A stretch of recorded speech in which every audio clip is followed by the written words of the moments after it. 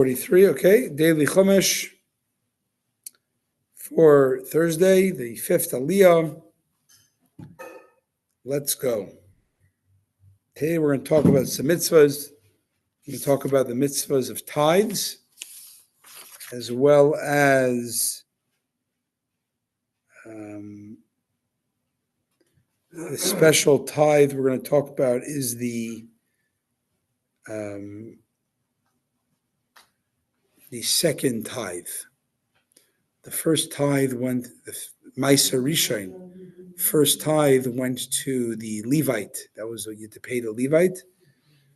But after you did that tithe, you had to give another 10% of the remainder, and that was the second tithe, which basically didn't go to anybody else, but you had to take that produce, or at least the monetary value of that produce, go to Jerusalem and eat food in Jerusalem's gates. Kind of to tie, your bounty and your farm to the holy city. Okay. Chopez, aser teaser is called for asarecha. You shall completely tithe the entire crop of what you plant. Hayetzi asada shana shana. That is produced in the field each year. Let's see Rashi. Thank you.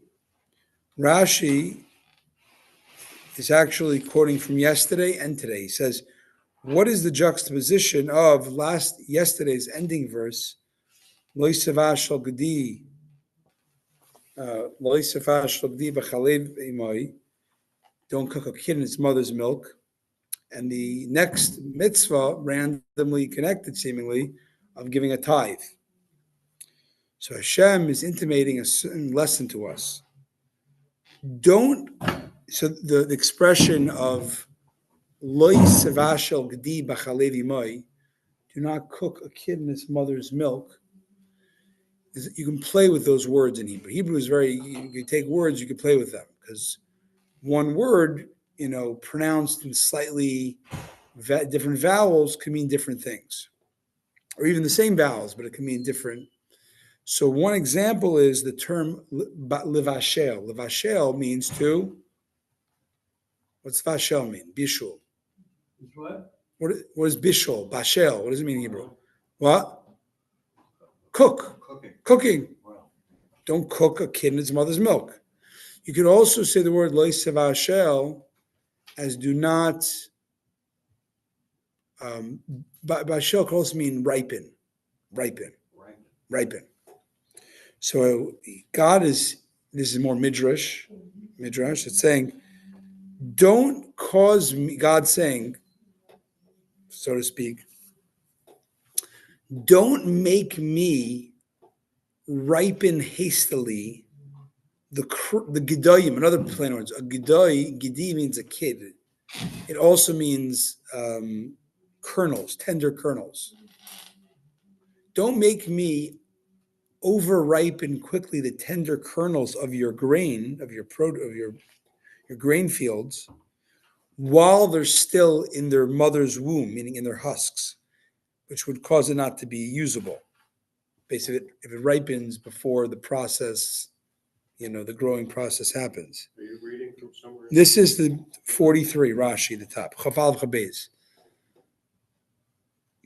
The top of Rashi, page 43. Okay.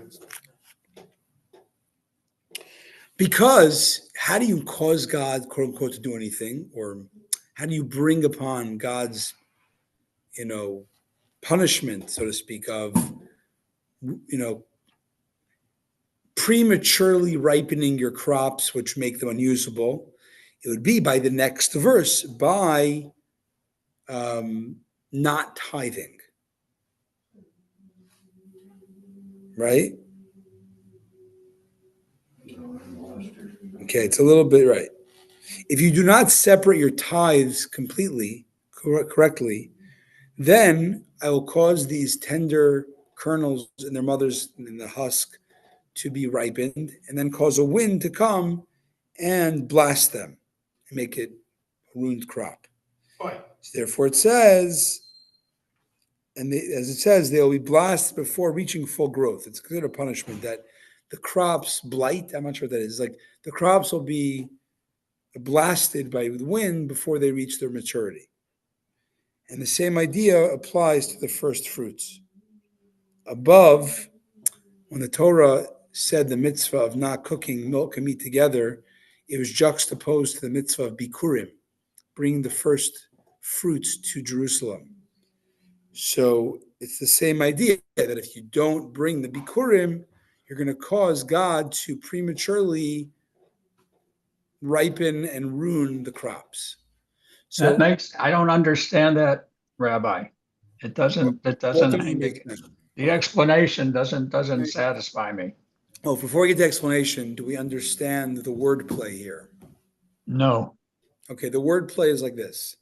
The question Rashi asks is, what is the association between the last mitzvah we talked about, don't cook a kid in his mother's milk, and to not, and the mitzvah, the positive mitzvah of giving tithes. Those are very different mitzvahs. They don't segue easily, right? Milk and meat and giving charity, giving tithes. So what is the connection? You could say, well, there's no connection. Of course there's a connection. Everything in the Torah has to be, intentional. Do you get the question, Mike? Oh, okay. No, I'm finding the Rashi. I got it. You were reading Rashi and I couldn't find where you were looking at. Now I see it. So that is the question. Right. To answer the question, he quotes Medrash, I believe. It seems like Medrash. Oh, interesting. It says in the bottom footnote 149, in general, this is out of character of Rashi. Rashi does not always explain every juxtaposition. You don't see you'd notice that you'd remember, right? Because it'd be every time there's a mitzvah, you'd have a question. What's the connection of A to B? So that's not typically a type of question that bothers Rashi. But it says in the bottom, the footnote 149, that when it's such randomness, there's very little connection at all between tithing and milk and meat. It's like science and poetry. Like what's the connection? So that makes Rashi wonder. But typically he wouldn't ask about a juxtaposition. In order to answer why these two seemingly random things are juxtaposed, Rashi answers is because if you use Medrash to translate the verse, it's saying that if you don't do B, which is tithing right properly, then God's gonna, you have to kind of play with the words, will not cook a kid in his mother's milk. God will ripen prematurely kernels in their husk and cause the wind to make them unusable if you don't do the next verse of tithing correctly. Maybe they're just like reminders that sometimes making a reference to something strange will persist in a person's mind. You're saying what? The juxtaposition being strange? Yeah, certain Right. So certain suggestive ideas. So this is the your brain. so this is exactly that. This is the suggestive idea that is trying to make you notice. Okay, Shana says the next Rashi. Each year, here we learn one may not tithe from the new crop to the old crop. You got to tithe yearly you take 10% of that year's crop. You can't say, I have a granary of last year, I'll take from there on the new crop. It's got to be on each crop, you take the 10% from that. Chav Gimel, V'echat lefnei Hashem lekecham, ba'makoim asher yivchar l'shakein shmei sham. You shall eat the second tithe before Hashem in a place where he chooses to establish there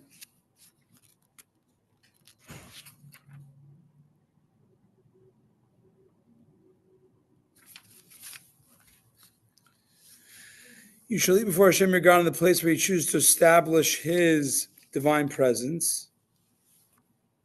Masar degancha teresh v'tzerecha, the tithe of your grain, your wine, and your olive oil, v'cheres bekarcha v'tenecha, and your firstborn of your cattle and sheep, flocks. Laman tilmad, you do this mitzvah of tithing and then eating the tithe. Again, the 10%, the second 10% to, thank you, the second 10%, eat it in the place that God chooses, His capital city, Jerusalem. Why? In order that you learn to fear Hashem Elokecha kol yamim, all for all time.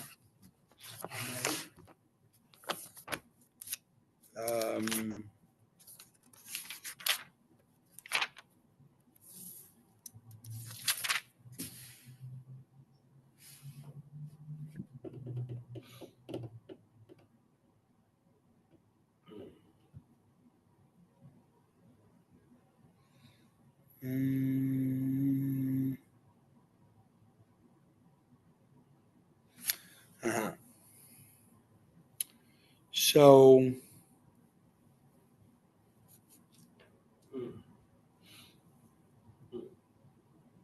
Okay, Michael?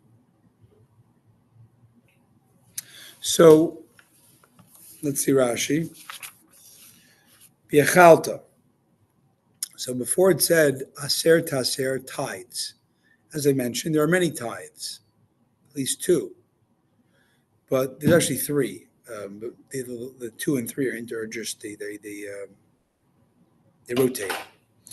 But anyways, when it's telling you now you shall eat this tithe in Jerusalem, he says, Rashi points out, this is referring to the second tithe, right? There's more than one tithe, and that's the first verse said, do all the tithes.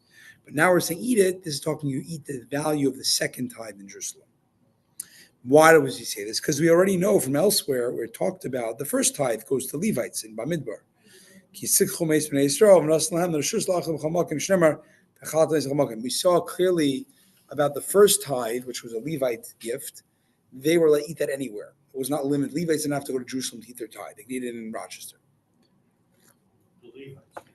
Levites can eat their first tithe anywhere.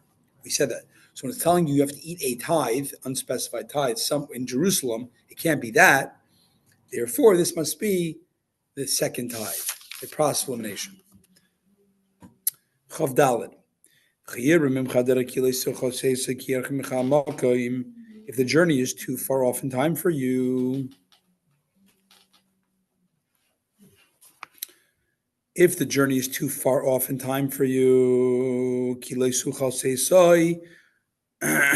it's too far away, or you're unable to carry the produce.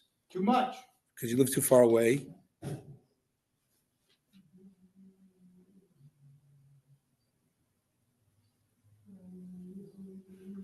How do you read this? If the journey is too long for you,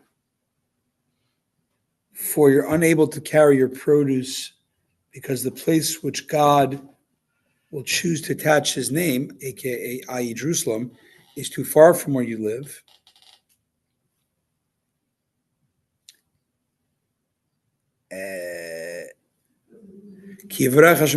Because Hashem has blessed you with abundant, and because you have abundant crops. If you have a little tiny measly crop, you could put in a backpack. But if it's too much, it's another issue, right? Truckloads. So it says Rashi, Kivarecha, Shetei Atfua Merubah Laseis. The grain will be too much for you to carry. So due to far distance, or it's too much, that makes it impractical to bring the amount. Let's say you're very rich with a ton of crops. It's not practical to go hire trucks to go bring it to Jerusalem or wagons. So what do? Next verse. Nesata bakosef. You have to exchange that amount of crops of the second tithe for the monetary value. And you shall carry the money, wrap it in a bundle in your hand. And you shall go to the place that Hashem your God will choose. What are the Jerusalemites doing all this time? I mean, they are not farmers. They are all of a sudden new city dwellers.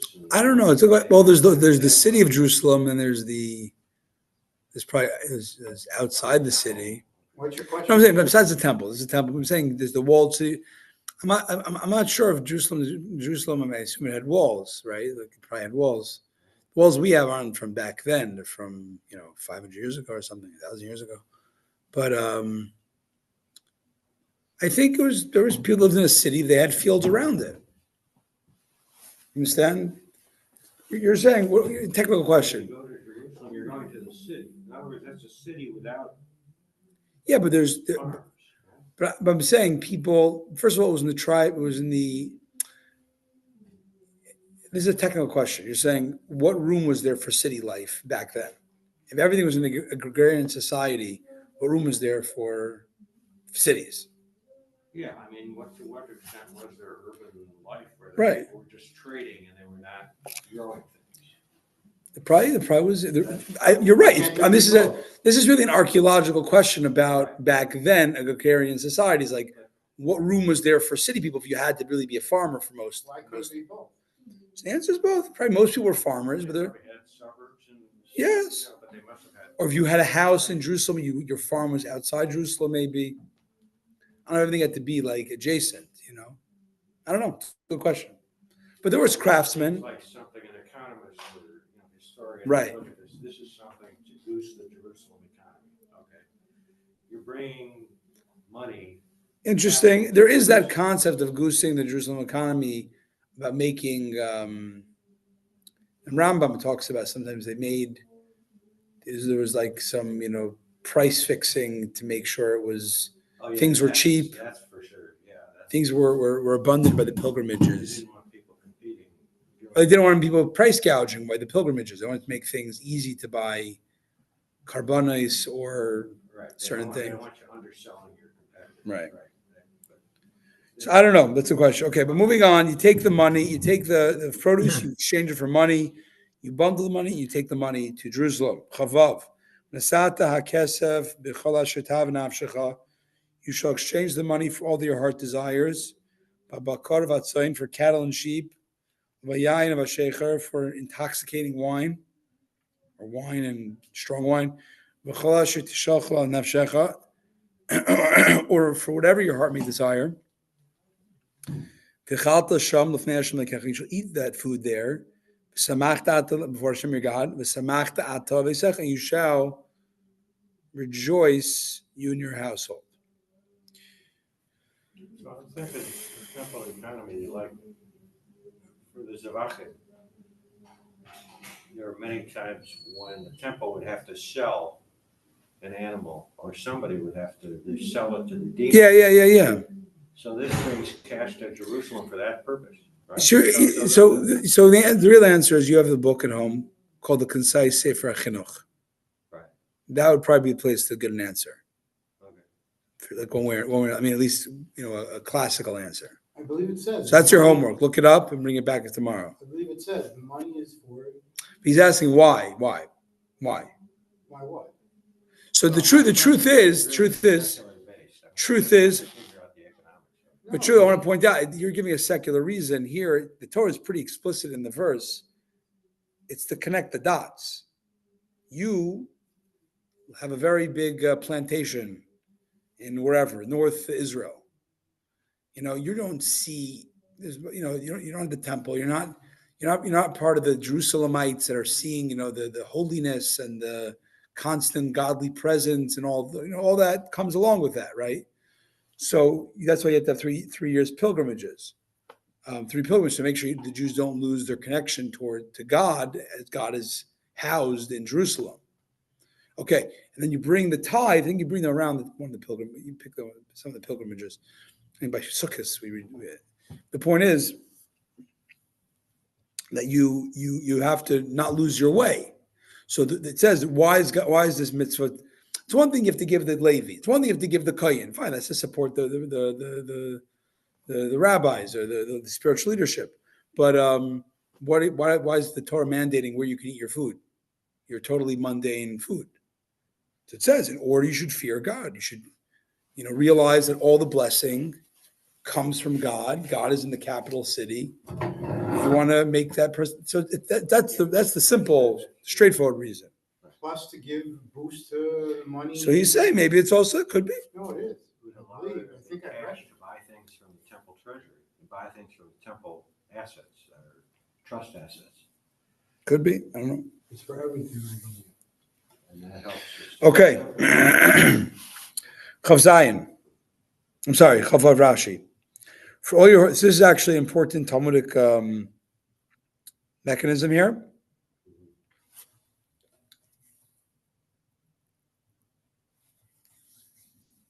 Everything your heart desires. That's a general, it's a klal. Klal means the Torah is saying in general, anything you want. You want to buy Laffy Taffies? Go buy, saltwater Taffies? Go for it. Anything, right? And then it says, then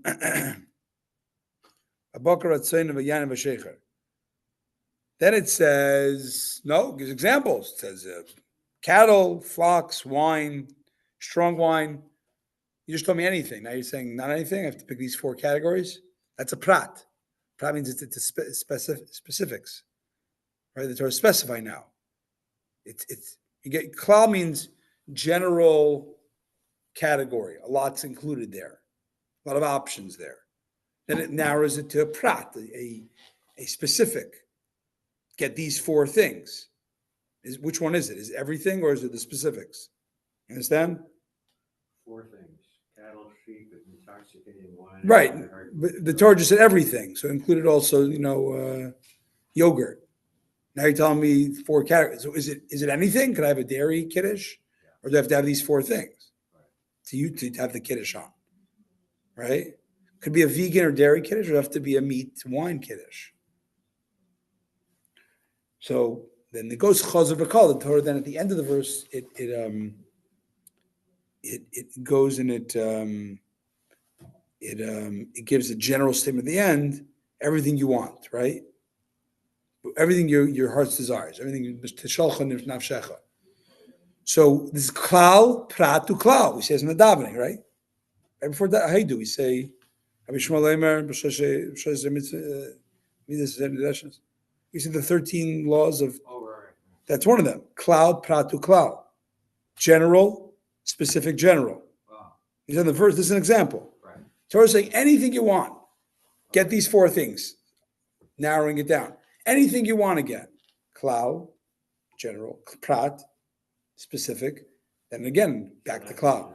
So what that does is, this mechanism, is that that when you have that, the Torah explains to you that it's more about general. You have more options just from the 4, but the 4 are clarifying the genres of the general stuff that you can get. What is the genre? The categories. So just like the prat, the specifics that the Torah is mentioning here are things that are born from the ground. I only see 3: cattle, sheep, and wine. Not sheep. Okay, fine, 3. Say there. Yeah, you're right. Because they say whatever. Yeah, 3. The main thing he says is, just like by creation, the Torah describes that the vegetation came from the ground, so animals came from the ground, according to the Torah, originally.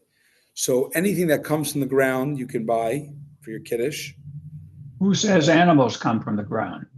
I think in Genesis, the animals sprouted, they popped up from the ground. I don't think so. Go look it up. Look in the Kahat Chumash and look up Genesis and about it. Anyways, and also these are things that are fit for human consumption. Meaning, could you buy the paper goods with your Meiser Sheni? No, you couldn't. You can only spend it on food. So now, those things, the common denominator of cattle and wine, right, is that they're food, and that they somehow ultimately come from the ground. Anything that fits that criteria, you could get as well. So I'm looking at the last phrase, it says, and you and your household will rejoice. And I'm saying, well, this is where we get the idea that meat is essential to rejoicing. Yeah, that's true. That too. I mean, it's like you're acting like a rich man. For example, you cannot have fish with the Meiser Sheni. No fish. Fish don't come from the ground, even originally, indirectly. They come from the water. Or maybe you could look at it, maybe not animals sprouting through, maybe the animals get their sustenance from the ground. However you want to look at it, I'm not sure. Oh, I see. I'm born from the ground. I see. So, but the point is, fish would not be allowed. Probably because, Because you're cultivating the ground. You're not Oh, I don't think that's an answer, Rabbi, to just tell me to go look it up. It's not correct to say that they come from the ground. I don't believe it one bit. It's Genesis 2:19. And read it to Genesis me, chapter Gary. 2. What does it say? What does it say, Gary? Genesis 2, it says, now out of the ground the Lord God had formed every beast of the field and every bird of the heavens and brought them to the man to see what he would call them. Genesis chapter 2, verse 19. Thank you. Footnote references. Erevin. Birds also are not. Whatever, you have to look at it. The point is, it's just, look at the details. This is just a classic. You just learned a little bit of Talmud. Rashi snuck in a little bit of Talmud lesson. You thought you're just doing Bible class? Bam. Okay. Chav Zayin. You must not, however, forsake the Levi. Don't forget Mike, who's in your town. For he has no portion or heritable property with you. Yeah. You must not forsake the Levi, which means, even though you're so preoccupied with giving money towards Meiser Sheni, don't forget the Meiser Rishon, the first tithe. Right? Don't be. Even though you're going to Jerusalem, don't ignore the Levi. You had to have given. Right, exactly. Right. He still gets priority. We know that. It's also the Ibn Ezra brings down that the way it worked, and if you have the Kahat Chumash, you could see the chart, but very short. The cycle of tithes went on a 7-year cycle. Right. Shemitah. 6 years you're farming, 1 year is Shemitah. Okay, the 6 years. Here's how it would go: years 1, 2, 1 and 2. That the order of Meiser was first tithe always goes to the Levi, but the second tithe goes to Jerusalem. Right? You have to go to what we just said. That's what we're looking at here. Yeah, year 3, and that applies year 4 and 5 as well of the 6-year cycle, 7-year cycle. But years 3 and 6, instead of you bringing a second tithe to Jerusalem, you give it to the poor in your location. So the second tithe and the Meiser Ani, the poor man's tithe, was rotating. 33 and 6 go to the poor. 3 and 6. The second tithe. The second tithe would go to the poor, not go to Jerusalem. Not Correct. Jerusalem. Right. Poor. Chav Zayin says, Rashi, you must not forsake the Levi from giving his Meiser Rishon, for he has no heritable property with you. This is excluding non-gathered stalks, leket, right? These are certain gifts that go to the poor, right? Leket, shicha, opeya, which are bonus gifts to the field to the poor, and ownerless property, for he has a portion in them just like you, and thus you're not liable for tithing.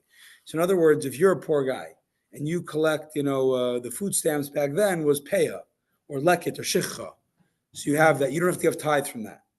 Or if you acquired from ownerless property, someone left a bushel, a ton of wheat for free, and you take it, you don't have to give it. Because why?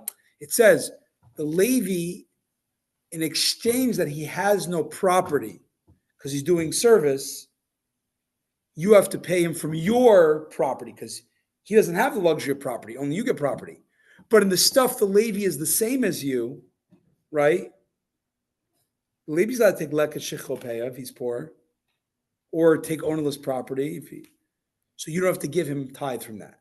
It's conditioned. You only give tithes from things that the Levi doesn't have a portion in. But if he has a portion in it, like these bonus poor man's gifts, and the poor man, they don't have to give further. They don't have to give Where is it? That's new to me. The Levi has a portion in the Leket, Shkach. Anybody that's poor can Is go considered poor? if he is. If he is. If he is. Oh, okay. Well, he's just like any other. Yeah, he's like exactly. So there's no rules barring a Levi from Leket Shechapeya. Right. So the only time you have to in Ma'aser Rishon is in the things that he's barred from, which is is his own farming land. Okay. Chavches. At the end of every 3 years of the 7-year cycle, you shall take out the entire tithe of your produce of that year, and place within your gates. What's Rashi saying? At the end of 3 years, this teaches us that if you delayed giving the tithes of the first and second year, right, of the 7-year Shemitah cycle, you remove them from the house in the 3rd year. In other words, ideally you give it every single year. You do your taxes every year. You're charitable giving every single year. Let's say you delayed. The deadline of extension is the 3rd year. You got to empty out your house with everything you owe, bring it either to Jerusalem or to the Levi, whatever it is. Free festival? On the eve of Pesach of the 4th year.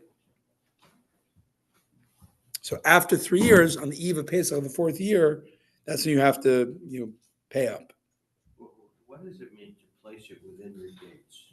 Does that mean someone's going to take it to Jerusalem, or? I think Chavchaz,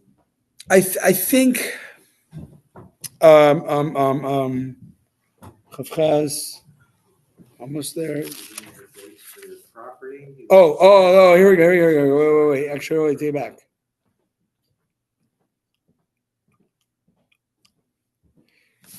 If you didn't give the Levi for 3 years, you got to pay him up.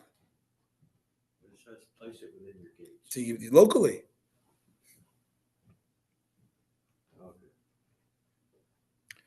So it says here, you would place it outside the gates of your property in order to declare it ownerless and make it available for any Levite who wants to take it. So actually, you put it outside your door if you didn't pay up. If you accrued all this obligation, you have to pay it. So it's for anybody to take. Any Levi.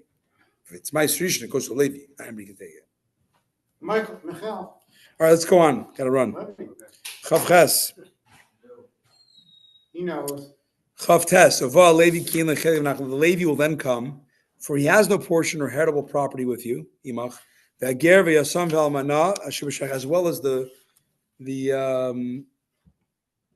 As well as the orphan widow and the orphan and the widow, your gates. That's for the poor man's tithe that you didn't give. Proselyte. Yeah. And they will eat and be satisfied. Yeah, the proselyte. Yeah. Proselyte or proselyte? Proselyte. I'm asking, I don't know. Forget it. Proselyte, a convert, the same as a convert? Yeah, it's convert, yes, yeah. The one, the ger. Ger Toshav is a non-Jewish resident, alien resident. Lamani Barach Hashem Lekecha, you should give all your money, your tzedakah, in order that God should bless you with all the in all your actions, tasher test that you do. Rashi. Uba Levi, the Levi may then come and take the first tithe.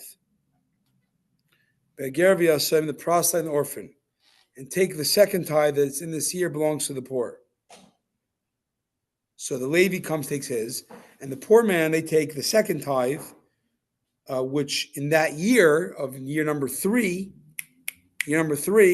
or 6, that's the poor man's. They get that. And you don't eat that in Jerusalem in those years. Says Rashi, they should eat and be satisfied. When you give them food, give them enough to be satisfied. Here the rabbi said, do not give less than half a kav, a measure of wheat, or a kav of barley to a poor man at the threshing floor. You don't give him a nickel. You give him enough to eat, But you shall go to Jerusalem with the second tithe, the first, second years that you delayed bringing, and make the declaration and remove the holy produce. So all we said here, this is a guy who lapsed at his taxes for 3 years. In that lapse, the thing that happened was a couple things. One thing was he He didn't give Meiser Rishon. He didn't give Meiser Ani in the third year.